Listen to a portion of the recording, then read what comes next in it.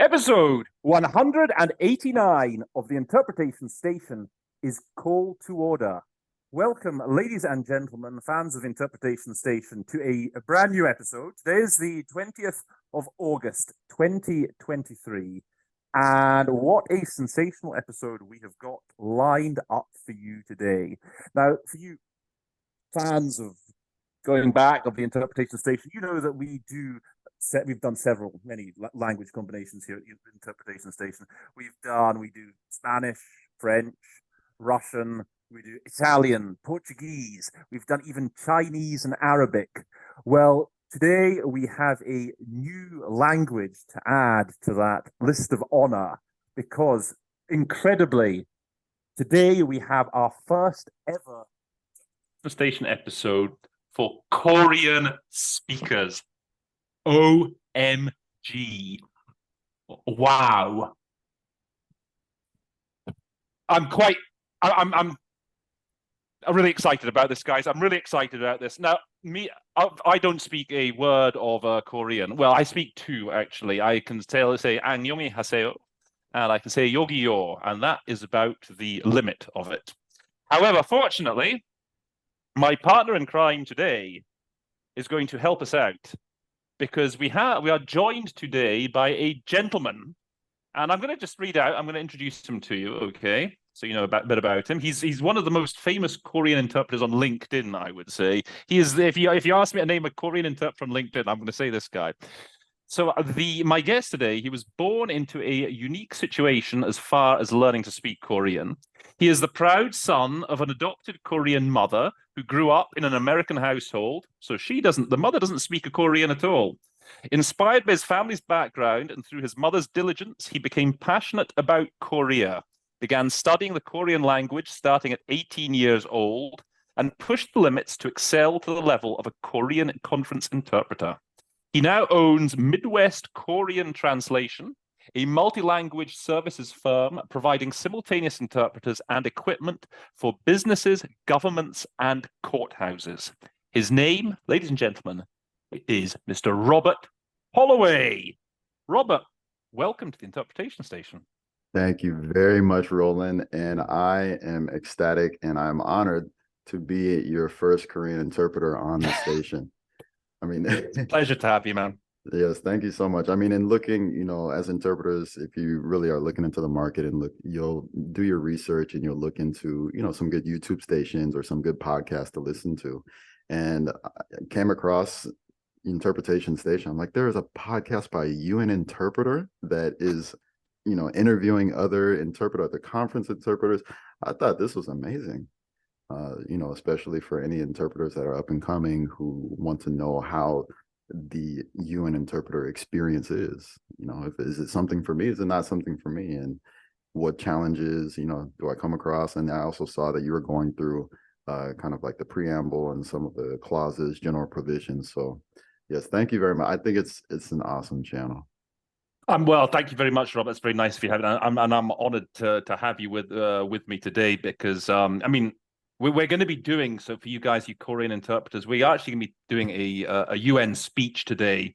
Robert's going to introduce it. Before we actually get to the speech, Robert, is there anything else you'd like to just sort of add about yourself, the nature of the work you do? I'm sure everyone would like to know a little bit more about you personally, shall we say? Yeah, sure. Absolutely. No problem. As you had stated, I didn't grow up speaking the Korean language. I had to learn. So after I turned 18, that's when I started studying. And I didn't look back. When I got to the point of being able to get good enough to interpret, I started medical interpreting in the hospitals and then worked up to court interpreting. And then after court interpreting, doing depositions, I was also doing businesses and just kept pushing and pushing and pushing until I was able to do simultaneous. And, in the midst of that, I started my own firm. I said, hey, I know how this all goes and how this works. So I started my own firm, and here we are today. I mean, we offer multiple languages, equipment, and I'm still also, providing mostly depositions and then conference interpretation, or I'll say simultaneous. I know you're a one-man band, or do you have guys that you basically assign to jobs here around the country Right, for right. People around the Korean? country. So if there's a request that comes in from Ohio or from New York, I'm based in Chicago. So if there's a request that comes in from another state, I know somebody there that does Japanese or Arabic or Russian, reach out to them. Hey, you available for this job? And bada bing, bada So, boom. So so if anyone watching who's trying to get their foot onto the ladder, as it were, yes. they should approach you. Yeah, yeah, absolutely. And then if anyone watching, if they're approached by a client and the client asks them, can you interpret at this event? Do you have equipment? And you don't have equipment, that's fine. You can say, you know what, I know someone who does, and then you can refer them to me and we can work You together. you rent out the equipment, or We typically go and do the event itself. So okay. set up booths and then set up the interpretation equipment. And renting is an option as well. Okay. Now, obviously, today what we're doing, it's very much focused on, well, it's the UN, international organizations. Do you do much work with the? I mean, I know most of your work is on the private market, but do work like for international organizations?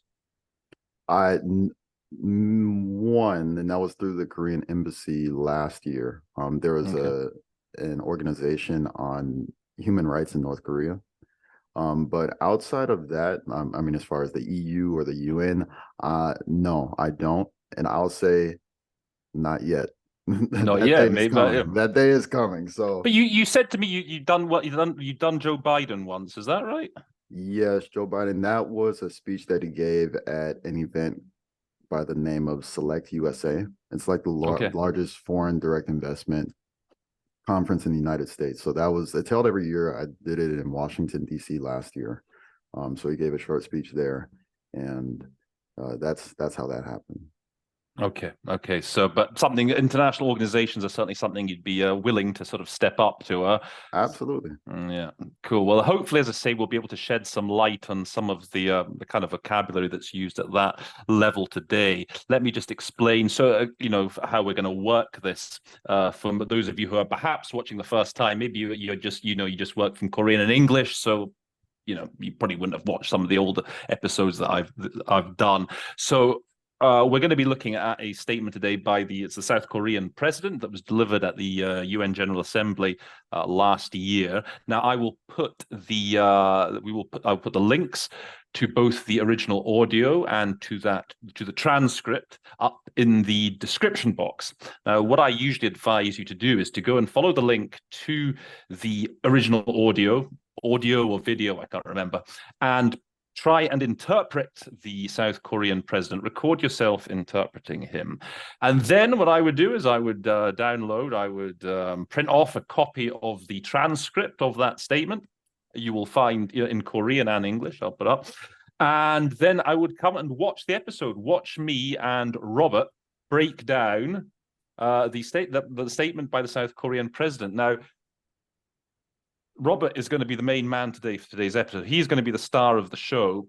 As we go through it, I am just going to be chipping in, giving my what I like to call my institutional knowledge. So, I've worked at the UN I've worked there since 2009. So I've sort of accumulated 14 years of experience. I do know, your acronyms. I know the jargon. I know all that sort of stuff. So I'm going to be butting in every now and then just to give a bit of added information on top of what Robert's already giving in terms of language solutions and so on. And hopefully we will be able to teach you a few new things, and maybe we'll both learn something new as well from the episode. So anyway, with that said, so Robert, as I say, is going to start today's show. So I'm going to hand over then the controls to Robert to continue. Over to you, Robert. All right. Thank you very much. So I'm gonna just first start by showing a couple of slides. So we're going to be, as Rowland had stated, looking over the South Korean president's speech that he gave last year at the UN. So there are a few things I do want to lay out that as you watch this video, what you will learn and walk away with. The first thing is to identify the main differences between seminar and conference interpretation, because that was actually something that was clarified to me by an interpreter by the name of Catchy. and I had interviewed her in preparation for another project, and it was very interesting. So I do want to first go over that. And then afterwards, we're going to analyze a Yoon style, very eloquent, very high level speech. And this is, for everyone's clarity, conference level speech, not seminar interpretation, but conference level speech. And then afterwards, I will, at the very end of the video, teach everyone one very powerful method to increase your flexibility in your rendition. Flexibility as far as what vocabulary words you can use, and flexibility as far as how you can change the grammatical order of your rendition. It's something that was taught to me by another conference interpreter, and I'm just relaying it to somebody else. So seminar versus conference interpretation. If you are not familiar first with Catty Kaufman, she's an English-Spanish conference interpreter. Go ahead. This is the link to her LinkedIn page. If you have LinkedIn, scan the QR code, go to her page, follow her, like her, send her a message, tell her you're great. She's also been featured on YouTube and what is that? The Wired videos together with Barry Slaughter Olson. So she's very well known and great person. I had the opportunity to interview her in preparation for another webinar, but in the midst of that, she really dropped a gem that I personally wasn't aware of. I'm always learning and trying to learn more about the market. She clarified the difference between seminar and conference interpretation. Now, in the United States, if you are interested in becoming a State Department interpreter, this might be more clear, because the State Department, you will test to become a State Department interpreter, but you'll see that you can be a liaison interpreter, which is, typically consecutive. You're following around diplomats or, a tour. You can become a seminar interpreter, which is simultaneous interpretation, but the level of expertise is not to the level of conference interpretation. So seminar is typically where it's more of a personal type of event. You'll see it more in the kind of the private market. You might have the opportunity to speak with speakers beforehand. You might receive some PowerPoints from people, maybe portable equipment. If not portable, then you'll be working in a booth.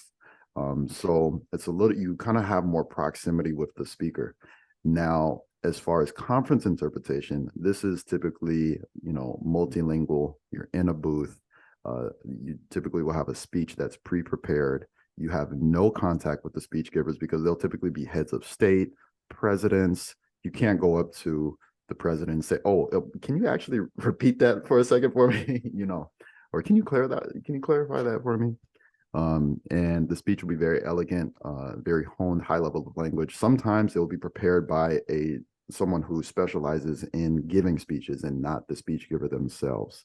So she wanted to point out these differences to me. And just for everyone's clarification, the speech we'll be looking at today is a conference level speech. So as Rowland was saying, the speaker is the South Korean president, Seok Yoon, or in Korean, Yoon Seok. And the setting is the UN General Debate, the 77th session, which happened last September. And he's going to be speaking about the watershed moment, which is how this particular state and time, major decisions need to be made.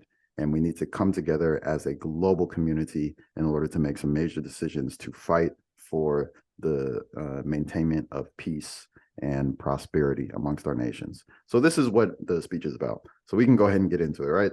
Yeah, so just to clarify, so every year, so the general debate, it's going to be coming up pretty soon, actually. So the next one will be next month. So each year there's a theme chosen for it. So yeah, for the last year it was the watershed moment. So yeah, let's have a look at this. Let's have a look at the statement itself, then, eh? All right, you can see it here, right? It's yep. Okay, it is all in Korean. So just to point out, I have actually, I believe I may have interpreted once. Could it have been like the foreign minister of North Korea at the UN? When I used to work in New York from 2009 to 2017, and sometimes the North Koreans would send, but they provide they'd send a guy what's called a pointer. And so they'd bring up a statement. It would be in English. The minister would, from the podium, would speak Korean, and the guy would basically stand behind me with a pen, and he would just point, show me where the minister was in the speech. I would just read it out word for Really? word Uh-huh. in English.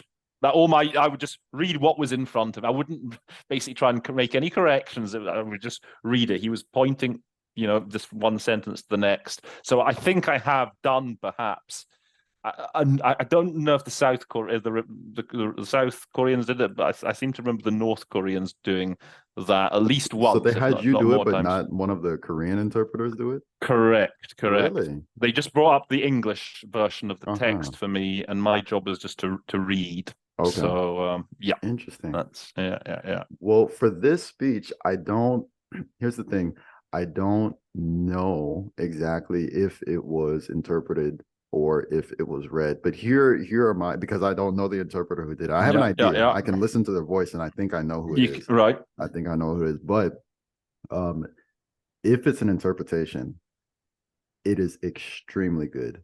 Yep. And to the point where I can say I'm proud of us Korean interpreters. Like we have someone on our team that is doing this good, because of the eloquence of the language that's used. But there are some things where it makes me think that it was possibly read off because of there are some words that come out in the interpretation before the actual before the actual president says them. Knowing how it works, my guess is that it would have been pre-prepared. It's very rare that it's very rare at the UN General Debate for an interpreter to have to do a statement on the fly. It does happen every now and again. Yes. But I'm going to say 90% of the time you get the statement in advance and you have time to prepare it. Every now and then you get a rogue sort of minister who comes in and does it on the fly, or you get ones that maybe you get a statement but then they go completely off on a tangent. So I mean, there's a couple that I remember. There was Evo Morales, the former Bolivian president. Yeah. He was, he just went complete. I mean, that was in my first year after I just added Spanish. I almost died, I tell you. So I remember him very clearly in 2016 or something. And I remember there was an Argentinian, it may have been Kirchner, actually, Christina Kirchner. She was not the sort to provide a pre-prepared statement. She would just basically come up to the podium and just say the first thing that came into her head. Yes. So, but those are the exception. And so, 90%, if not more of the time, the interpreter will get the statement in advance and have time to prepare it. Okay. Well, that makes me a little less nervous. Right. Yeah, that makes me a little less nervous. Okay, excellent. So we'll go ahead and get a little bit started here. Can you see my mouse on the screen? I can. Yep. Okay. So in this first part of the speech, I'm going to be jumping around to a couple of places. And because when I looked at the speech, what stuck out the most to me was how in Korean, you might have one word and you can interpret it very simply, but the speech writer, if the speech was written, or the interpreter, if this word came up multiple times, many times they didn't use the same word more than once, and they really rendered it in a very, very eloquent way. That's what stuck out the most to me, and that's what I'm going to be focusing on as we move into it. So if we move a couple of lines down, the Korean president is, kind of introducing himself, and then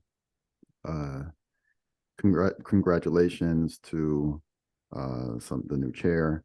And if we move down, can I suggest maybe we just go through it? That's the way I usually do. I like to because it doesn't matter, even the introductory stuff. It's important that you know how to, into good English, how to voice those introductions, how to render those introductions. So I suggest we just go through it, right, without skipping. So just go through it, and then I'll come in and give you my Okay, excellent.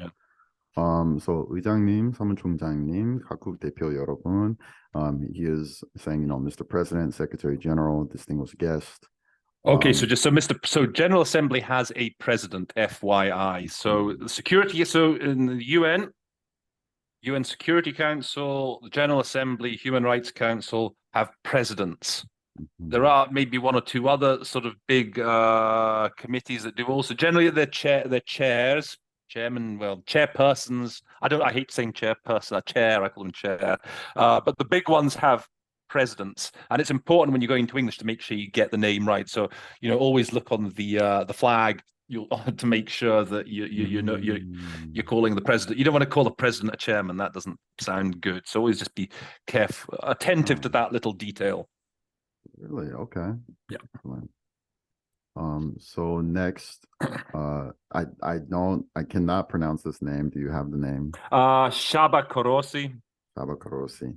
총회 의장님의 취임을 축하합니다. So I'm offering my sincere congratulations to His Excellency for assuming the presidency of the General Assembly. Okay. The UNG, sometimes it's called the GA, you call it the GA, again, if you're in a hurry, if you've got a fast speaker. You'll also even hear UNGA.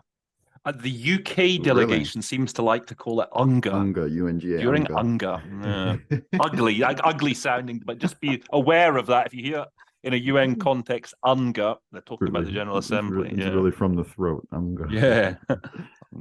So next, 의장님의 리더십 하에 이번 제77차 UN 총회가 더 나은 세계를 향해 회원국들의 지혜를 모으는 계기가 되기를 바랍니다. So this next portion is saying, I hope that the 77th session of UNGA, under your leadership, will bring together the wisdom that each member state so as to shape a better world. Yeah, I say with acronyms, like I tend, with these sorts of meetings, I tend to give maybe the full name the first time around, and then again, if you've got a fast speaker, then I feel and just break into the acronyms. Yeah. Also, I hope that, I trust that. Trust is maybe a notch higher register as an alternative to hope. Yes. Okay. Next portion here, I'm also expressing my deepest respect to Mr. Secretary General Antonio Guterres for his tireless devotion as he embarks on his second term. Okay, just a couple of comments I'd make here. You'll notice, so in the first paragraph, I offer sincere congratulations. I express my deepest respect. Once again, if you've got a fast speaker, you can shorten this. You can say, congratulations to Mr. Korosi and my deepest respect to SG Guterres. So don't always feel you have to render the I extend my congratulations. If you're under pressure, you can just sort of say congratulations, my deepest respect. So always remember that as a little shortcut. And even Secretary General, sometimes people will call it out as SG. The SG, yeah, definitely. Again, maybe here again, because again, it's the first time he's being mentioned, Secretary General. But after that, you're within your rights if you've got a fast speaker to call him the SG. Yeah. Okay. Next part. Sorry, I do this all the time, so I always have lots of stuff to say. Yeah, no problem. Tireless devotion, so for some synonyms, tireless commitment, devotion, tireless, unflinching, unbending. So basically, you can combine any of those adjectives I've given you, tireless, unbending, unflinching, unswerving, with devotional commitment. They all pretty much match. So again, it's good to have those different options available. And then actually you'll see in the Korean here, there's devotion, but the word tireless is not present. So you can see it's kind of another word that's been added just to add to kind of the artisticness of the speech in itself. Well, if I was interpreting, I don't think I would bother adding. You just want to make sure that you keep up, right? Exactly. That's a bit of poetic license there, I think. Yeah, right. All right. So moving forward to these next lines. So under the UN Charter, or the United Nations Charter, we are called upon to endeavor to promote social progress and better standards of life in larger freedom, and to unite our strength to maintain international peace and security. Okay. So is there anything from the Korean that you want to Is that all fairly straightforward? Yeah. It's fairly straightforward. The first one I wanted to point out was actually in the next line. Okay, let me just in this paragraph point out a couple of things. To endeavor to promote social progress. If I was in a hurry, I would be dropping the endeavor. We're called upon to promote social progress. Often with trying to, endeavoring to, often that's like almost redundant. You can afford to drop it. Right. Saves you a couple of syllables. And then, okay, this is a class. This is a, like in the UN, this is a real sort of mantra at the UN, maintaining international peace and security. The maintenance of international peace and security. You hear that again If you and again. if you get the UN Charter, read the UN Charter. I advise you, if you're going to work in international organizations, get a copy of the UN Charter, get the English version, get the Korean. There will be a Korean version, okay? And read the Charter and cross-reference the vocab. Now, I don't know, in Korean, does the adjective come before or after the verb? After the noun? After the noun. Before Comes the noun. after. Or No, before, before. so it's like in English, okay? Right. Because in French, for example, you get, it's like paix et sécurité internationale. So you're always advised when you hear the paix, maintenir le paix, is just to wait, and just wait till the end of the sentence. Yeah, because it'll probably be international peace and security. But if the adjective's coming first in Korean, you don't have to worry about that so much. Right, when you're going into English. But yeah, so I've got I did a whole episode on the UN Charter.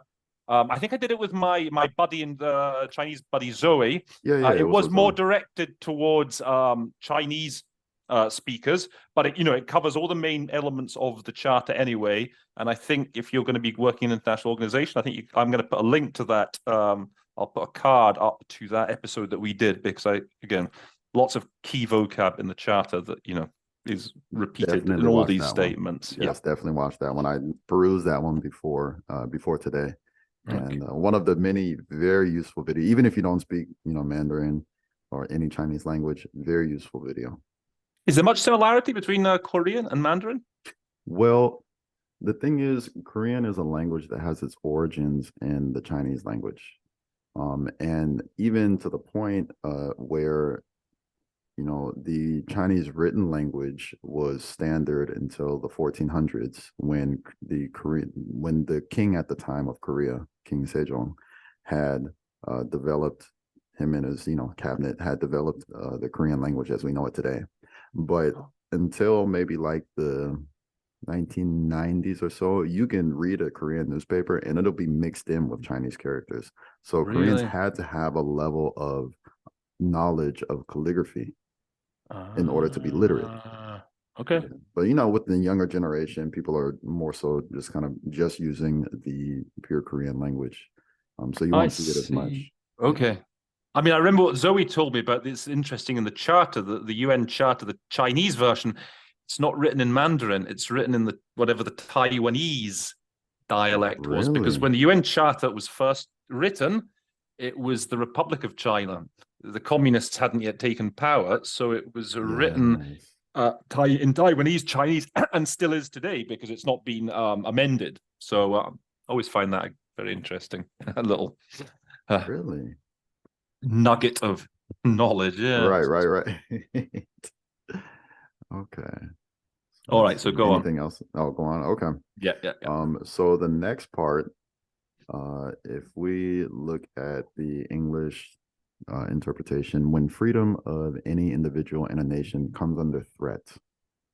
And the word threat, if you look here in Korean, 위협 받을 때 위협. So 위협 will be threat, but this, you'll see the word threat, or this particular Korean word, come up through the speech several times, but it will be interpreted as threat. It might be interpreted as imperil. It might be interpreted as put in jeopardy. So, it's kind of like when I was growing up, when we were in language arts class, it was highly encouraged that you don't use the same word more than once, especially right in the next sentence or in the same sentence. So throughout this speech, that's why I was able to really admire the speechwriter or the interpreter for this. So when when freedom of any individual in a nation comes under threat, members of the community must join hands to remove the threat and defend freedom. Likewise, when freedom of any citizen or nation in the community is in peril. So you can see that they changed up. It's the same Korean word, but they changed it up. It is the community of nations that must stand together in solidarity to defend that freedom. Okay. Yeah, it's very important always to have a good arsenal of synonyms, particularly with those kinds of words. Yeah. Yes, yes, yes, yes. All right. All good. Oh, so here I wanted to ask. So yeah, in the global community, you said, are we sure it's not the international community? Or as actually here technically the word that's used is international community. okay, because that's the standard expression, obviously in English, the international community. It's probably one of those things that you probably don't want to play around with. You don't want to change it. If that's the word for international, then you want to probably say international community because that's like the sort of accepted expression. Really, even if I would say. in global community is just typically non-existent. I mean, it's like in English, you don't really hear, it tends to be the international community is doing this, the international community is doing that. So Gotcha. it's unlikely that you hear. I very rarely, you occasionally hear the world community. I might even use the world community on occasion for one reason and one reason only. Yes. World, one synonym, international, 5 syllables.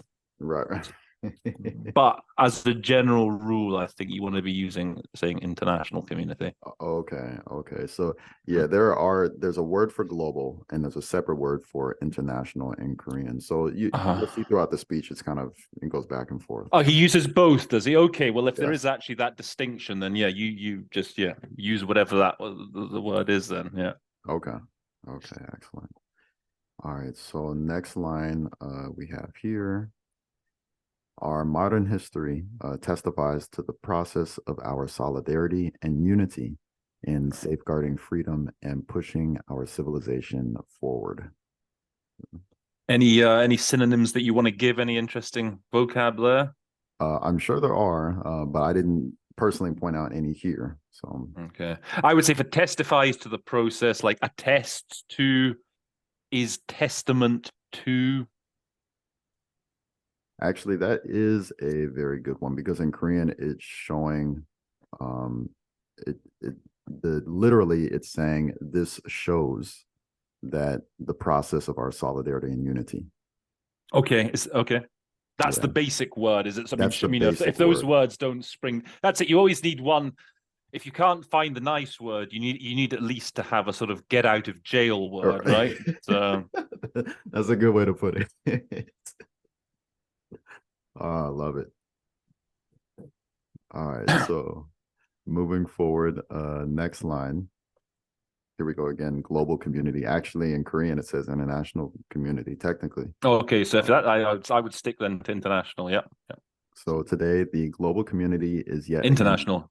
or excuse me, international community is yet again witnessing freedom and peace of its citizens put in jeopardy. So let me see. I'm trying to look. Oh, that same word for threat is now being interpreted as put in jeopardy. So it's just another example of where this is the third time. This third time it's been used, but it's the third definition, third rendering. So for any Korean interpreters that are watching, jot this down, jot this down in your notes.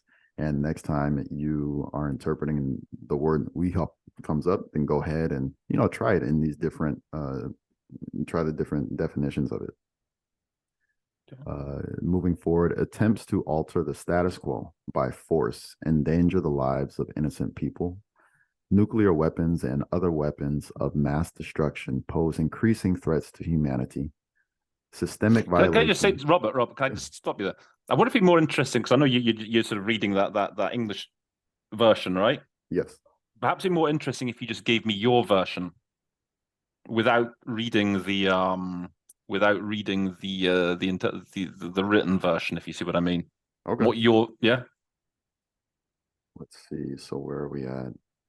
So we said attempts, whatever it was, attempts to alter the status quo. How would you? Yeah. So I want to hear how you do it, as you know, how you react to it, to as the words are coming up. Yes, yes, yes.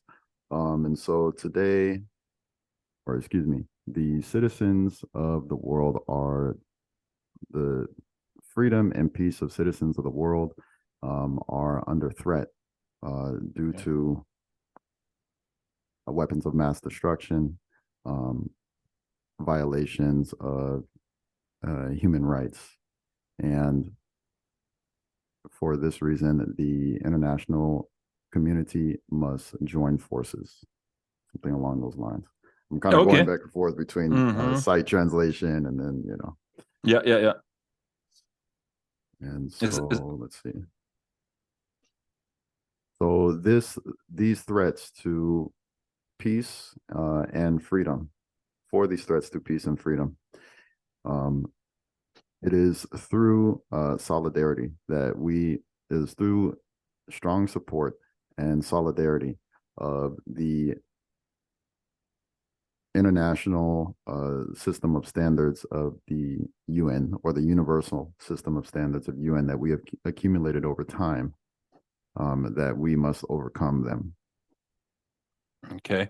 So the couple of things I was going to say. So weapons of mass destruction, that's a very big deal at the UN. Okay, you'll hear them sometimes used described as WMDs, and that's an acronym that you can resort to pretty much immediately. Everyone should know that acronym. So this the theme, or the topic of this UN General Assembly, is the watershed moment. And the UN's role is more important than ever at this time, as we face uh, global threats, Hmm. something along those lines. Okay. And actually, you can see uh, the interpretation I just gave is, I mean, quite low level compared to the theme of the UNGA session this year. The watershed moment encapsulates the gravity of the global crisis confronting us, which underscores the solemn role of the UN. Yes, I mean clearly again, given the syntax is obviously quite different, right? Yes, I'm sort of seeing here. So obviously the guy whoever prepared this obviously had time to, look at the sentence as a whole and structure it in such a nice way as, so that it sounds nice to the English speaking ear. So obviously, you know, but as interpreters, we've got to imagine we're not going to have that luxury, that right, we're going to have to make do with what's coming at us in the moment. So right, yeah, bear that in right. mind when comparing the version that Robert's giving when he's sort of going at it on the fly, if you like, and the sort of prepared version that you'll see in the English transcript. And you'll have to tell me, this brings up the thought of decalage, because for other languages, I'm not I kind of have some familiarity with other languages, but for Korean, the verb will come at the end of the sentence. So many times, when you're interpreting in one direction or another, you have to wait to hear the entire sentence, Ooh, I unless you believe chop your sentence. German does that, I German is think. like that. Yes, German is like that as well. And Japanese. Right. So you have that's just different. Yeah, that's not really a challenge I face as much. Like Russian is the challenge is like turning nouns into verbs, subjects into objects. The Uh-huh. position of the verb doesn't tend to be such a problem. I mean, Russian's certainly got its own challenges, but yeah, we Right. don't really have that problem of having the verb at the end. Do you sometimes have to guess then the verb Yeah, in yeah, you can sometimes an try and educated anticipate. guess? An educated guess. I would do it if you're very familiar with the material. If you are very familiar with Yeah, the yeah, material and yeah, you're kind of getting a good hang of the flow and all of that, yeah, go ahead. You can try that. yeah. But yeah, it can be, you can try that, but leave your sentence open. Don't. This is one tip that a conference interpreter gave to me, was that when you're interpreting, do not give an absolute interpretation. It's Yeah. absolutely this. And Yeah. So Don't there's overcommit, right? don't overcommit, because at some point you might have to switch it up. Yeah, Um, yeah. you say it was like this, and then you'll have to come back and say, well, actually, you would think it would be like this, but it's actually like this. Because you So don't like, you don't want to sound as though you're correcting yourself when you're interpreting. right, That doesn't sound good. So yeah, you want to sort of leave your options as open as possible. As you know, we do want to play it safe essentially when we're interpreting. right, Um, right. Give us that little margin of maneuver. Right. So for the Korean speakers out there, you might end your sentences with 뭐뭐술 것 같습니다. 것 같아요. 것 같습니다. Which would in English be along the lines of it would seem like this, or it is like this. So it's not overcommitting to one yes or one no or one this or one that. Okay. All right. So let me see the next paragraph. I believe we're right here. So the starting point for overcoming the threats that we face and finding a solution is to respect and then come together in order to utilize the international system of standards of the UN system that we have accumulated over these years. Okay. Long sentences, because this must be quite tough to do because they're quite long, Yes. dense sentences. Yeah. To Absolutely. use to draw on the system of standards. Mhm. Harness is another good a good synonym along similar lines. What else was there? With the threats, you were overcoming threats, surmounting threats, addressing threats. I'm taking my own notes here. You're teaching me a lot too. All part of the service.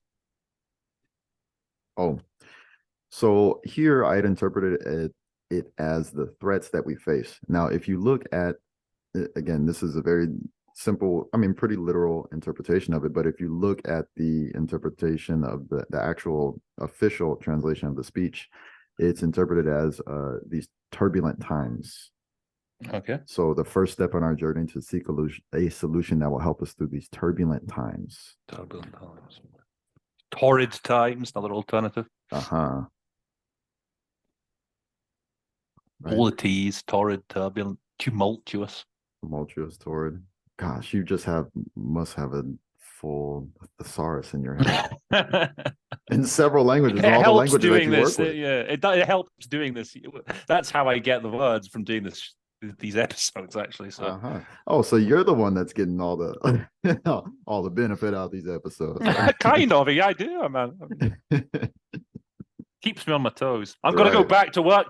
I'm going back tomorrow after a 6 week break. Oh, So I haven't worked for nice. 6 weeks. I'm quite nervous about it. I've got Turkmenistan and the Committee on the Elimination of Racial Discrimination. So there'll be a lot of Russian. Whoa. So I'm getting the old, Right. cogs turning. Well, if you've been doing episodes, then I think you'll be just fine. This is good preparation. Yeah. All right. So moving forward here, the president was once again addressing the president, and then the SG, the Secretary General, and honorable delegates. One thing I say here, I always say this on my episodes. When if you're interpreting, if you don't have a text or whatever, I often find these bits where they stop and say, "Mr. President, distinguished ladies and gentlemen, blah blah blah." I always just say, just leave it. Just take a deep breath. Just recompose. Okay, you're not losing anything by not saying Really? that. Just get your breath back and wait for him to start back into the meat of the statement. So I will often do that. Interesting. So when he once again addresses the leaders of the UN. Yeah. I'll just deep breath. All right. Next line. The role of the UN is very important as well, as far as humanity approaching true freedom and peace. One interesting interpretation here is that in the Korean it says 매우 중요합니다, which literally will mean very important. Something is very important. And how it was translated into English is that is indispensable. So I really like that. I really like how it's even how would you say, it's almost like an opposite translation, because on the one hand in Korean you're saying something is very important, you're emphasizing um the positive aspect of it, so to speak, and then now with the translation it's indispensable, so something you cannot get rid of. Indispensable, So, crucial, these are vital. I yeah. was also going to ask you, so in the official it gives build lasting peace. Do they give a in the original, is there an adjective, a collocation with peace? No, there. Okay, so here you have 진정한, which means true or sincere. So it complements peace, and it could complement. Excuse me, it complements freedom, which comes first, and complement peace as well. So it would be more so like genuine, like real. Yeah, I get you. Yeah, because I mean, the collocation with peace tends to be in certain other lasting peace. That's the sort of when I hear it in like in French, paix durable. It's like lasting peace. That's the best sort of word. Like in Spanish, they say paz sostenible, but sustainable peace doesn't quite sound right with peace. Lasting peace is like the good sort of collocation. Lasting peace. Sometimes I find with peace, sometimes a different language, it might be a slightly different collocation with the word, for example, peace. And that word, if you translate it literally, doesn't quite sound right in English.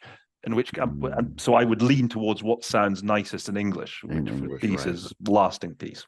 Right. Lasting peace. Okay.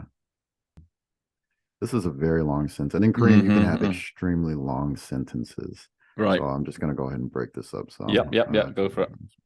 So true freedom is not just breaking free from shackles. It is having opportunities where you'll be able to live as a human being. And true freedom true peace, genuine peace is not just the absence of war, but it is overcoming or I don't want to say canceling, but canceling out conflict that stands in the way of humanity's shared prosperity, and acquiring the framework by which humanity will be able to prosper further. Okay. So if you said for holding, was it stand in the way of? So here I have three synonyms that I always have, like hamper, hinder, impede. Another good, obstruct. So those are good synonyms to have at the ready for that kind of idea. Is it perhaps you say cancelling out conflict, resolving conflict, or is it not quite that? Removing. I see here. Yeah, I see that. Removing. That would removing be conflict. That would be the appropriate. If I were averting. Yeah, anything along those lines. It's gonna sound in Korean. It's a word that's almost like canceling, so to speak. Hey, okay. But in English, of course, it's not gonna sound as smooth. So anything that is, removing, averting, will averting, preventing conflict. Okay. That will make it sound more smooth. It'll be the way to go. Okay. All right, and moving forward. Okay, so true freedom can be realized or secured. Excuse me, true freedom and peace. That's how be realized. Literally, I like secured. Secured. That's interesting. I do like secured. I don't think. I think I'm good. I'm good with that. I almost prefer it to realized. Right. So I mean, achieved. You can just say achieved, attained. But yeah, we hear achieved all the time. I like secured. Yeah. So true freedom and peace can be secured. Let's go with that. Yeah. I told you I learned new things from these episodes, you see? Yeah. So when we are free from disease and hunger, when we are free from illiteracy, and when we are free from a lack of energy and a lack of culture. Okay. Okay, next line, UN and Right, just to Iran. put you, the official gave it free from want of energy and culture, which is very nice. Yes. Yeah. It's just very nice, high register solution. And you can see in the Korean here, it's people, which is a word that's kind of like lack, to be lacking in. Yeah. And so when you're free from that lack, or when you are free from the wants, that's a very good rendition of it. Yeah. So the UN, in order to overcome these challenges, Overcome challenges to meet these often meet challenges, because meet's just one syllable. yes, has sacrificed great efforts through UNESCO and through the UN economic, what is this? Economic UNESCO SOC. So the first, I mean, UNESCO is one of the ones it gives. The other one they give you Right. is, so the full name of it is UN Economic and Social Council, but you can go straight in and call that ECOSOC. So that's Okay. one of the big pillars of the UN. Okay, so you have the Security Council, General Assembly, and ECOSOC is one of the main ECOSOC. sort of Gotcha. organizations. Yeah, that's the one most focused on social issues. Okay. In fact, you had, when the UN was created, I believe there were four. There were the big four. So you had Security Council, General Assembly, ECOSOC, and the Trusteeship Council. Because when the UN was created, we're talking the 1940s, 1950s, you had lots of these countries in Africa and Asia and so on that were still in the process of gaining independence from their sort of former colonial powers. Right. And so the Trusteeship Council was there to help them through that process. It's pretty irrelevant now, but it's just good bit of general knowledge. You had these four initially, these sort of four big organizations with it, within the UN. Okay. But ECOSOC is still a very big one. ECOSOC. Okay. Yeah. UNESCO is separate. It's like under the UN umbrella, but it's like an organization sort of within its own right. Yeah. It's sort of like UNICEF, UNESCO. There's a specific name for them. Like they're the agencies, the specialized agencies. Okay. Gotcha. And however, there is greater demand for the UN's role and responsibility in these issues. And then in order to overcome the problems of the pandemic, now talking about COVID-19, the UN must take a greater role in providing support to countries in need through the collaboration together with the international community, with the UN at the core. Okay, that sounds nice. Yeah. And actually, this is one of the ones I did want to point out. So if you look on, or actually, if you look at the translation, what is used for countries that are in need economically is countries with limited fiscal space, which I thought was a very eloquent or poetic way to express the same. I think that's a sort of, I think that sort of expression is used a lot. Yeah, limited fiscal space. Okay. Next line. So in the pursuit of the global task of decarbonization. Yeah, I task. That's a word that is used a lot in Russian. They have the task. Really? Somehow it doesn't ring quite true in English. I think there's sort of global challenge, perhaps. Yeah, that would be a bit more. It's not wrong. Task's not wrong. It's not wrong, but it'll sound more smooth. Yeah. I face in Russian. It's the exact same sort of way. That's the word that they use is the one that you immediately makes you think of a task, but which doesn't in English doesn't task. The challenge. We kind of think of high school when we think of task, right? Yeah. we must make greater efforts in order to share our,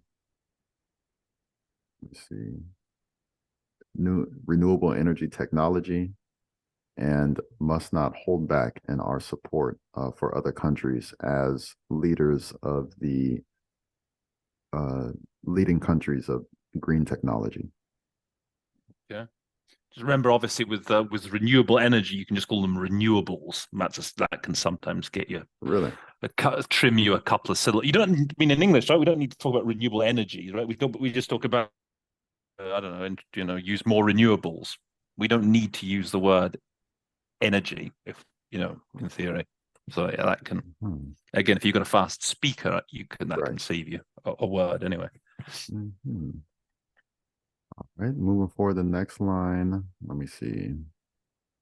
Okay, so in particular, in the era of digital sophistication, the digital divide is that's the expression you want. There's no digital gap. You want to be saying the digital divide. That's again a sort of boilerplate expression. The digital divide heavily increases the polarization between nations. And for this reason, heightens, compounds, as alternatives again. Well, for exacerbates. Yeah. What did you say? Increases polarization. I think you said increases polarization. Right. So if you want something a bit fancier, these are exacerbate, compound, heighten. Compounds, heightens. And for this reason, the UN, again, the word task comes out here. The UN has an very important agenda. Oh, actually, this is the international community, or the cooperation of the international community has a very important agenda ahead of it, and should have the UN at the core. Okay. All right, so here again we have, let me see, nations that are leading digital technology should offer assistance for digital education and assistance for investments. And in this, the UN must redouble its efforts, maybe like to that end, or must read that. Okay, I mean, here in the original, the official is to mobilize support. Is that sort of added in the English? Is it? Yeah, you can. I mean, again, the literal translation of that I wouldn't say is here. Okay, that's been sort of added just to give it a bit of a gloss. Okay, redouble its effort. That's an expression that I use all the time. It's nice. Yeah, and redouble its effort is actually word for word is here, so that's here. Yeah. And then again, if you actually move down some, you'll see that the president once again addresses the president, the SG, and then distinguished delegates. So again, if you're in trouble, just take a break here. Exactly. Don't need to repeat, and then keep going. Let me see. And so the Republic of Korea, despite the recent fiscal readjustment, here we can see consolidation, has increased its ODA budget and its support for you can say maybe countries or people in need through the restructuring or adjustment of expenditure. Official development assistance you mentioned there. Okay, so that's often the ODA. That's often referred to as an acronym, ODA. And again, I've also heard ODA. Have you? I have heard ODA. Rowland, I have a question. Yes, go for it. There is this rumor, or kind of a wives' tale. I don't know if it's an actual tale, about 2 UN and 2 interpreters are in the booth. I think it's a UN. 2 UN interpreters are in the booth, and they have a game going on where they have a dictionary there, and one person turns to a random page and points to a random word and tells his booth partner, you have to use this word in your next rendition.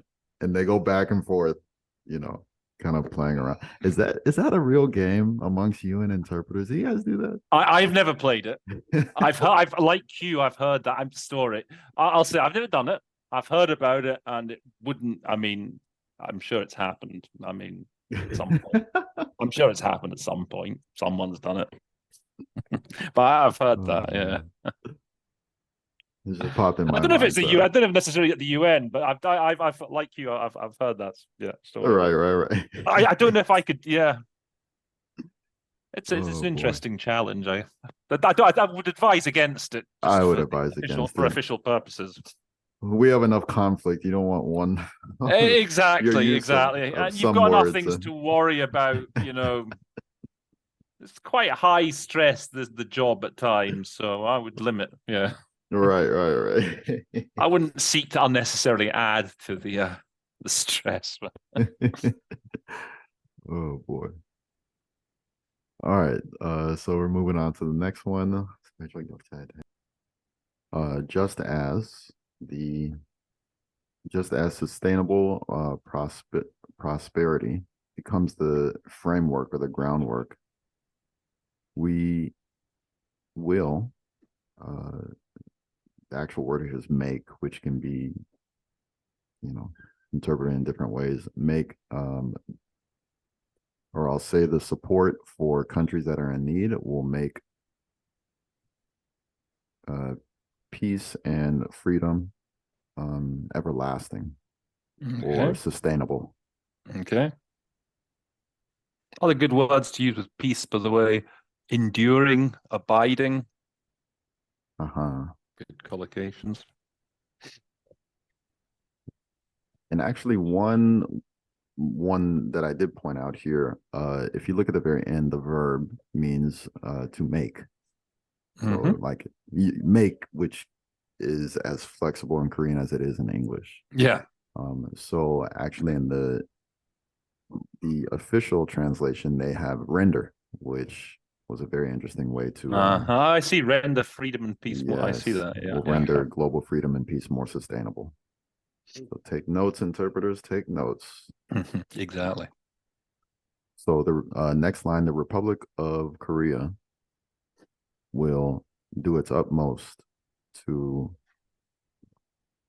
play its role and take responsibility for the international community's prosperity and for the freedom of citizens around the world as a responsible member of the international community. Okay. Good collocations with responsibility: to assume responsibility, to shoulder responsibility. Shoulder. That is a very good one. So the Republic of Korea is... I would, I would, if you're interpreting this, I would be tempted just to say Korea, perhaps. If you were struggling, you don't, again, you've got that as for interpreters, you've got that leeway where you can probably make your life a little bit easier and just say Korea. Yes. I know I have my origins in court interpretation. So in court, you have to interpret everything as is. And so sometimes that'll come out. And I had to really kind of learn some art and flexibility when I started interpreting simultaneously. Oh, right. And then inside of you, it almost feels like a sin, like you're committing a sin. That's interesting. Yeah. You got to adapt, I guess, depending on the setting, right? Where you're working. Yeah. Right. Okay, so Korea is expanding furthermore its support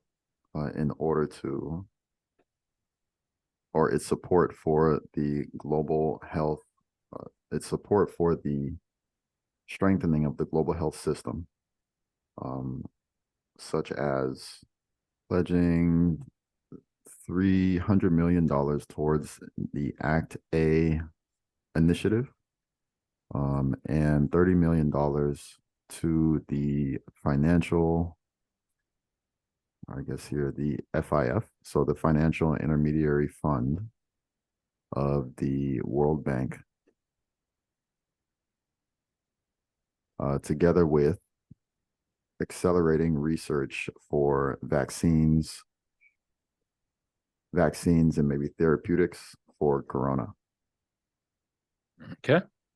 I don't. So I've heard of the ACT-A initiative. I'm not certain what it is. I have heard of it. I haven't heard of this fund, the Financial Intermediary Fund of the World Bank. You seem to have heard of it, huh? I The have not. FIF. Oh, you know. No, I haven't. The FIF. Yeah, it's a new one on me. That one. In the original, they talk about a robust global health architecture. Does that appear in the original? More robust. Actually, this is, I think I wanted to point this one out too. Yeah. So here, the literal interpretation is global health, or excuse me, to reinforce the global health system. So even the word robust is actually used here as a verb. Okay. I was going to just say that robust is a very much a favorite UN word. No, excuse me. It is not used as a verb. It That's is not as a noun here.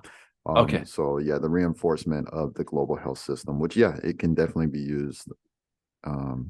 Actually, it's used a little bit differently because here it comes as a noun. Okay. The I mean, if you want to, right.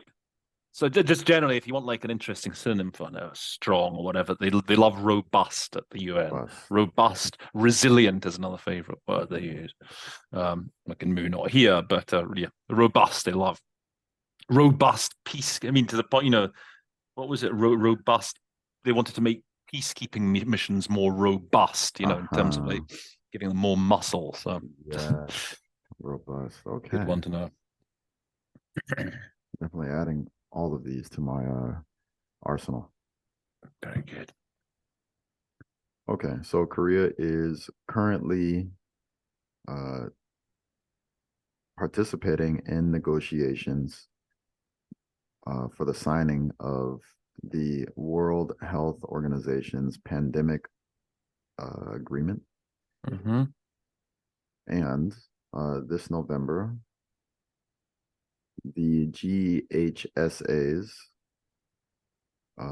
maybe cabinet meeting will be opening in Seoul in order to discuss preparations for infectious diseases, or a response, not preparations, a response for infectious diseases. Combating infectious diseases, maybe. That's a good again collocation to have. Combating these things. Couple of things I would say. So WHO. I mean, I would feel free to go in with using that acronym immediately. WHO. You said a cabinet meeting, ministerial meeting, maybe. Yes. And then so this is maybe the UN thing. So infectious diseases. So the UN, they tend to talk about communicable diseases. It's always communicable diseases they talk about, and they often talk about non-communicable diseases, and they call them NCDs. I don't know if that's just a UN thing, but that seems all these initiatives and programs are focused on. It's always communicable anyway. So that's I mean, they're pretty much the same. I don't know what the difference is, if there is a difference, whatever. But just be aware that you're going to hear communicable a lot, at least in the UN context. All right. So moving forward, we have moreover, Korea. So again, here it comes out as the Republic of Korea, but you can shorten it. Korea. In order to take active participation in resolving the joint task that humanity has, as far as responding to global communicable diseases, has planned in order to increase support for the global fund. Okay. And if you look here, there's a word, 획기적으로, which I believe is interpreted as remarkably. which technically that's what it is. I'm just wondering if there might be a smoother English word Is this to collocate with increase? to correct, to remarkably Yeah, I notice he increase. does that a couple of paragraphs later on as well. I don't like really that. It doesn't sound right. I mean, I would say Significantly. significantly, Yeah, exactly. significantly. Yeah, yeah. Ramped up That's ramped. You in know, I was thinking about using ramped up earlier on as we were going through, but I wondered if um the level of language is the that register. the register exactly. I I know what mean, you mean. do you hear ramped up and Yeah, you do. I think you can do it. I think it's okay. okay. Yeah. You said, yeah, our joint task, our maybe our mutual goal, our shared challenge, something like that. Okay. If something There we go. different. Yeah. And one thing that's interesting here is that, which also points to the speech actually being written, is, or the interpretation being written, is Mm-hmm. that in the Korean interpretation, you don't have AIDS, tuberculosis, and malaria Ah, referenced, I was going to which ask that. Yeah, which comes yeah. in the The translation, the official official translation. translation, Yeah, but those yeah. words are actually absent. Right, right. So if we move forward here, uh, with regards to climate change, Korea will expand its green ODA and assist in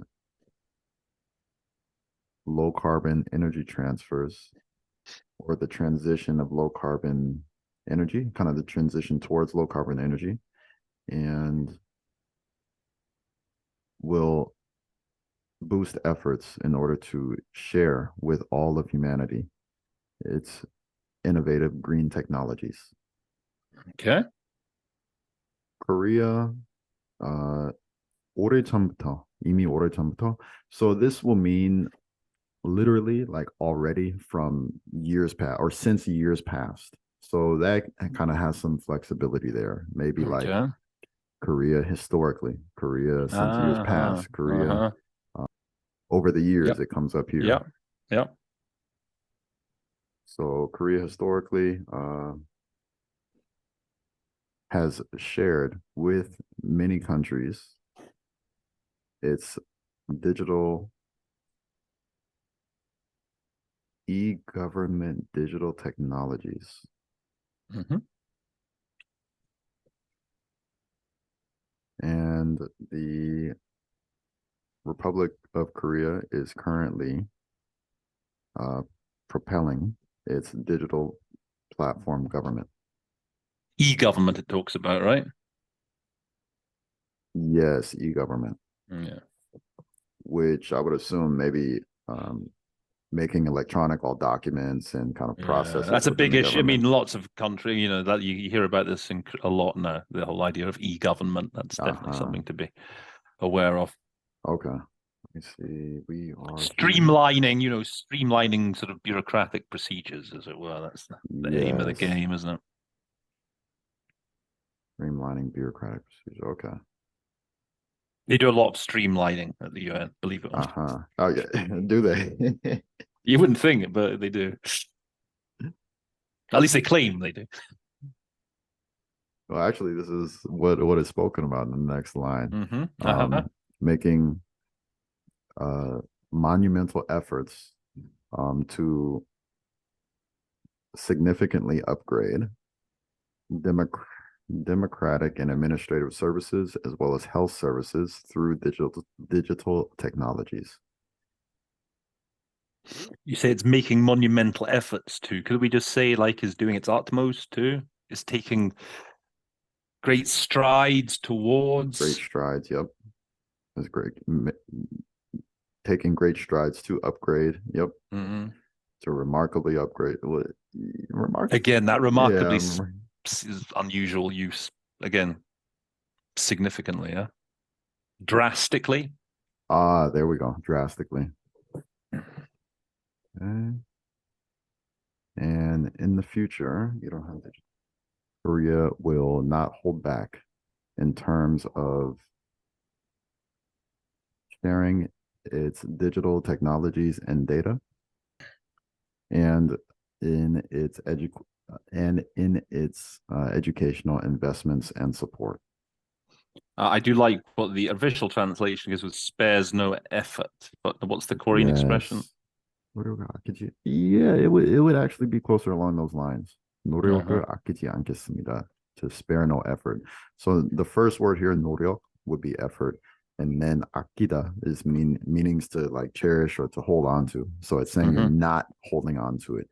So put them together, it's like you're not holding back in your Yeah. efforts. You're not sparing efforts. Yeah. So it was a very good rendition. And then once again here we have the president Mr. addressing. President, Secretary General, Yes. distinguished delegates, right? Currently, the UN is being put to the test as far as coming up with a solution to these global challenges that we face, to the UN system and to the UN's universal international standard system. Yeah, I see that. Yeah, norms stand off at the UN. They'll talk about norms. Norms. Yeah, but you can use norms, standards. They're sort of pretty much interchangeable. I would say perhaps at the UN they're slightly more inclined to use norms, but I guess it's the same word, right? In Korean, huh? Yes, let me see, it's the same phrasing. So Yeah. actually universal. 보편적인 국제 규범 체계. So universal global norms. Actually it says system, but they use architecture, which is a very good rendition as well. I wanted to point out. They often talk about the architecture, the security architecture or whatever. Yeah, that's a word that they use a lot. So universal global norms is normally heard in that manner and fashion. Okay. However, this threat that we face, in order to expand and to maintain freedom, and in order to share universal values, we will be able to overcome these problems with a spirit of sure solidarity. One thing I did want to point out is you'll see maybe 3 times in the speech the introduction, 그러므로, which will mean kind of like for these reasons. You say something first and afterward you say for these reasons. So that comes out a few times and they do interpret it in different ways, which I really admire. And on this particular section here, in this particular example, it is interpreted as in this vein. In this vein. So in this vein, to this end, along those lines. Yes, to this end. Sometimes I just say here and here, here and here. We must more firmly support the system. Sometimes you can just really just say that. You can here. So the UN architecture, which is grounded in the spirit of solidarity and freedom, and the global norms, which have been acknowledged by the international community universally throughout time, must receive greater support. Yeah, it's interesting. I mean, when I just compare to what you're giving me and what the official translation, it's all like it's all been flipped around on its head in the official translation. I mean, that's the syntax. What you're giving us is the interesting stuff, because it's like, you're going at it word, you're having to shape the syntax as you go along to make it as if you didn't have the text in advance. So right, and then having to go. It's very valuable to hear it the way that you're doing it. You see. The thing is with sight translation in Korean, I'm not sure for other languages, but with sight translation in Korean, we'll typically start with the first part of the sentence, which will introduce. This sentence is a little bit different, but it will introduce the subject, and then we have to move to the end of the sentence in order to get the verb. Right. If we're going from Korean, or excuse me, from Korean into English. Actually, both ways. So we'll have to go to the end of the sentence to get the verb, and then we go back and read the rest of it. So even right now, I'm starting here, and then I'm Yeah. going here, and then Yeah. afterwards I'm having to go here. Yeah. Let's go on. I like Yep. what grounded. The official translation gives anchored as well. That's a word I think that's also good. Oh yes. Anchored in freedom and solidarity. It's a good alternative. Yeah. But grounded, I like. So if we turn our backs to the universal global norms and UN architecture, the international community will become divided, and the what is the word that we used earlier? And the threat to the international community will become ever more. I mean, you remember earlier I used increase. Yeah. Well, we had exacerbate, compound, Will heighten as perhaps, yeah. Will heighten or become exacerbated. Yep. Exactly. Or I mean, if you've already said and threat will become, at that point you can't suddenly use a verb. You need to Right. throw in an adjective. So what might an Right. adjective be then? Will become exacerbated. That threat will become heightened. Heightened. I was thinking even more stark. A stark threat. That's Stark. an adjective That's we a good often one. use to collocate, don't we?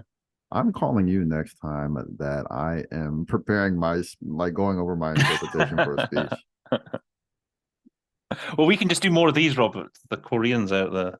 Hey, Guys. that works too. Everyone benefits. You benefit. I benefit. Viewers benefit. That works. My subscriber numbers hopefully benefit. Oh, like, yeah. share, and subscribe. By the way, all you Like, people. share, and subscribe. This is the interpretation station. Exactly. Let's go on. Let's do this. Okay, so By the way, to turn away from the UN system, any attempt to turn away from it, turn our backs, to forego, to forsake, maybe. Let me see. We must take the utmost or greater consideration into the nature and the cause of the issues that we face. And to that end, the international community must take a greater role and combine efforts in order to realize a solution. One thing, combined efforts, I'll often say, just pull together. That's my sort of standard go-to. Just pull together, We can pool our efforts as well, I guess. Pool our efforts or mobilize efforts. Mobilize, yeah. Join forces. Join forces, there we go. I once again call upon support, great support for the universal global universal global norms architecture and the UN system in order for us to come to a solution in this watershed moment. And then once again, here's your opportunity to take a break. Solutions. Maybe reach solutions. Reach solutions, okay. Generate solutions. Or achieve solutions. No, reach. And forge. I like forging things, forging partnerships, forging cooperation. Forging solutions. I think we could forge solutions. That works. And then a little bit further down here, one more time, you have the opportunity to take a nice little coffee break. Tea or a soju break. All right, a soju break. Oh boy, yeah. I mean, there's only a few more sentences left in the speech, so I think you can do a soju break. I think at this point you need a soju break. So that's where the president reannounces or reacknowledges the leaders of the UN. And then moving forward. Okay, so if we look back into history, after the establishment of the UN, its immediate first task or assignment, I think task can work. Its immediate first task in order to secure global peace, was a very meaningful mission in which it acknowledged the Republic of Korea as the only legitimate government on the peninsula, and the UN forces were deployed Good word. and Yeah. secured freedom in our country. So I kind of played around with that. Instead of our country, it actually says the Republic of Korea again, but I didn't want to use, I didn't want to use that again. Repeat it. Yeah. And then actually here, the word is not acknowledged the Republic of Korea as the only legitimate government, but approved. But I thought that acknowledged, recognized, perhaps. Recognized. Yeah, sounded a little bit, I think that more appropriate to me. I think when we're talking about countries and or statehood and whatever, I think recognize might be the word. Yes. Best word. And let me see, second to last here, we have thanks to these efforts of the UN, the Republic of Korea has been able to become what it is today, or grow into what it is today. That's nice. This one you can be a little bit more flexible, because verbatim it says the Republic of Korea has been able to grow in this way. But if you want to kind of gloss it over some. Yeah. And finally, there's that same word which before was interpreted as in this vein, or you can say as is such, or to this effect. The Republic of Korea will take responsibility together with the UN in order to expand the securement of freedom for global citizens and for peace and prosperity. Thank you.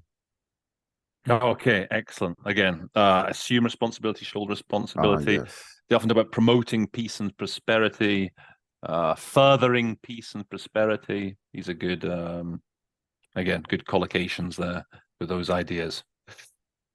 Robert, there was I believe it was Kathy Kaufman again. She had, in the interview that I had with her, she had emphasized that many times when you're interpreting, you might have to make the speaker sound better than themselves. Yeah, you might have to make the speaker sound better than themselves. So it's not to say that the Korean speech is not written well, but when you're interpreting it into English, you have to make some tweaks to really bring out the oomph, So. Yeah. I mean, what the words that sound good in Korean might not sound good if you just render them word for word into English. So sometimes you I think again you want to prioritize what you're saying, that it sounds as naturally English as possible. Absolutely. Without losing any of the meaning, the important meaning of the original. Yeah. Absolutely. Robert, we've done it. We've done it. We've done it. I really enjoyed this, and I realized I was kind of going into it thinking like a webinar, and I'm coming out of it thinking like I just had a class with Rowland. I just had a class with Rowland. So I really thoroughly enjoyed it, and I sincerely see the benefit in having a channel like this, where interpreters can come. And it's not just a typical webinar. You sit in front of it, you render your speech, and then you come and you bring your speech, and you go through it like a class. I mean, you're teaching classes, Rowland, whether you believe it or not. So that's what I hope. I mean, that's what when I was preparing to be an interpreter, that's what I couldn't find on YouTube. These, I couldn't find the answers in interpreting. It's a bit. So many times, you're looking at these sets of words, and the only way you can find the solution is to listen to other solutions that you've heard, and you sort of see what the most commonly used solution is. So what I hope to like to do through this channel is to I want to give you the answers on a plate. You do the text, you interpret it, then when you sort of think, how would I do that? How would I do that expression? You just watch the video, and I say it's like this. Here it is. Here's the solution. On you go. Right. So Right, that's right. that's what I hope to do. Okay. Hey, well, I want to help you get there. Well, if Robert, I want you back, man. I think we can do more of these, huh? Yeah, absolutely. I mean, you even had hinted earlier that you wanted a North Korean speech and to We can kind do of, that as well. talk about the differences between those, That'd be which really interesting. That'd be really interesting. yeah. Yeah, we can definitely take a look at that. Not a problem. Before Not we a go, problem. Robert, just tell everyone how they can contact you, where they can find you. Yes, absolutely. So me move forward. Oh, actually, one last thing I wanted to give is a tip for everyone.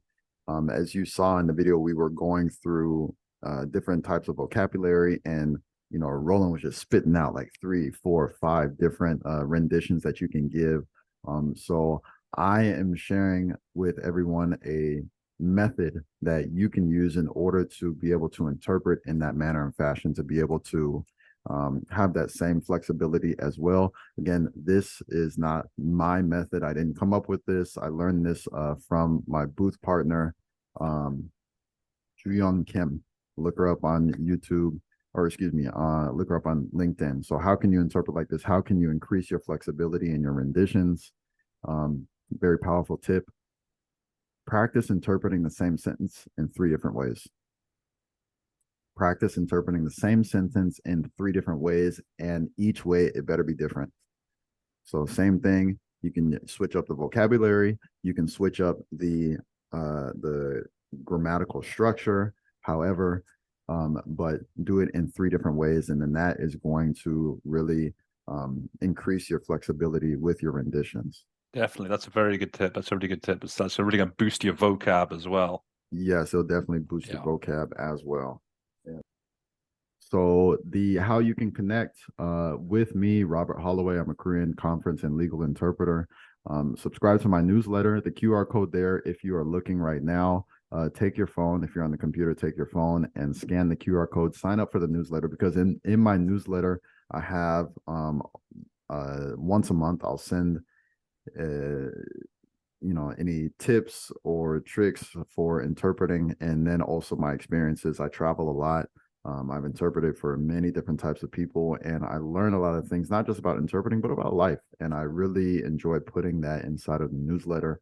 So definitely sign up if you're an interpreter, or if you're interested in the Korean language. Any of those are perfectly fine. Also, I had asked Roland to put in the link, or excuse me, in the YouTube description, a link I am also offering for free for the next week. What to do when speakers speak too fast. So this is a webinar where I actually I had the question myself some time ago, and so I started reaching out to Ike interpreters, to, like, I think almost every Korean Ike interpreter out there. And I was interviewing people and asking questions, and asking them what they do when speakers speak too fast. And I compiled all of those answers into a couple of solutions in this webinar. So just for the next week, normally it's $25, but just for the next week, for anyone who watches the interpretation station, you will be able to watch this webinar. So make sure you hop on it. The link is in the YouTube description. It's only for a week. So after you watch it, make sure to bring in other people to watch and to subscribe to the interpretation station. Good man. How do you say like, share, subscribe, and comment? I want comments. Please put comments, okay? Any stuff that you've learned, or any contributions of your own for any of the things that we've run into, the solutions. If you've got any stuff of your own, please do put it in the comments. So how do I say like, share, subscribe? Like, share, comment, and subscribe in Korean? It's pretty much the same. It's Konglish. So comment, 구독해 주세요, so to subscribe, and like. So like 해 주세요. Please do that. I love Yeah. Korea. I've been to Korea. I spent a month in Korea in 2003. Spent a month in Ulsan. Hyundai City, and just before I need to apologize. So on my final day there, me and my friend who was teaching English in a school there, we got extremely drunk, and we were going around the city of Ulsan, and I found some guy and some Hyundai employee had left his work clothes tucked away in some corner behind the bus stop, and we found it. And I don't know what happened to this guy. I hope he didn't lose his job for it. This was 20 years ago. Maybe it was, I don't know. I couldn't help it. I took his uniform, Hyundai uniform. I think I've got the picture somewhere, and I'll put it up in the corner there. Gosh. Yeah. I don't know. Maybe it was the break. Maybe he was in a rut in his job, and maybe it was just the break. He needed a time to sort of readjust. Right. So sorry to that guy. But anyway, Korea, great country, great food, loved it. Such great people, loved it. So yeah. With that, to wrap up, guys, hopefully Robert will join me again in future. We're going to do more of these episodes for you, look at more statements, and improve your knowledge, improve my knowledge, improve everyone's knowledge. Robert, it's been a pleasure having you, mate. Yes, absolutely. Thank you so much for having me, Roland. And again, it was an honor and a pleasure to be able to appear on the Interpretation Station. And I hope to see you all in my newsletters, and then also follow me on LinkedIn. That's where I'm most active in the interpreter community. So great let's stuff. Go ahead and close it out. I'll put all the in the description box. All the links will go in the description box. Guys, with that, all that remains to be said is that episode 189 of the Interpretation Station stands adjourned.